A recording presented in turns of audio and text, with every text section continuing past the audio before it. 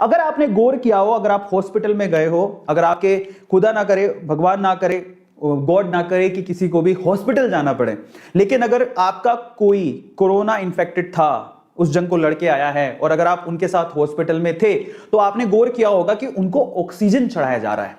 समझ में आता है? और ऑक्सीजन जब चढ़ाया जा रहा है, उनको जब ऑक्सीजन दिया जा रहा है, तो बहुत सारे इक्विपमेंट यूज होते हैं। आपने देखा होगा ये ऑक्सीजन मास्क है, ये एक बोतल होती है जिसमें ह्यूमिड ऑक्सीजन उनको दी जाती है, ये मास्क है, दिखाई दे रहा है, ये तो आपने देखा होगा।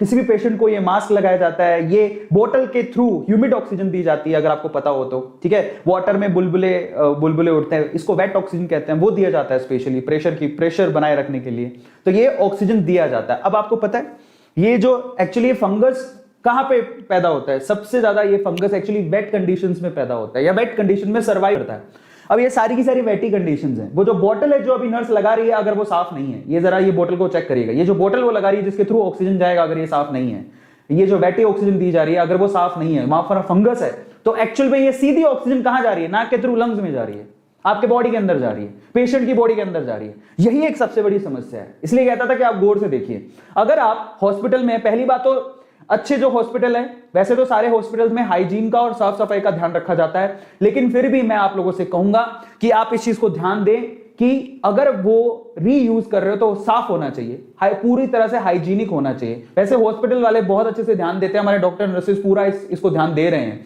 ठीक है, इसमें कोई दो राह नहीं है, लेकिन फिर भी again precaution is better than cure.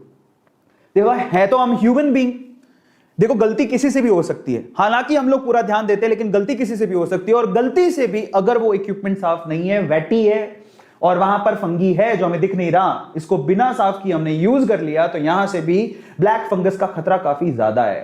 तो ये जो है ना, ये मेन प्रॉब्लम कोज यही है एक्चुअल में, इसी वजह से ब्लैक फंगी फैला। मैं आपको बताऊं कोरोना पेशेंट्स के अंदर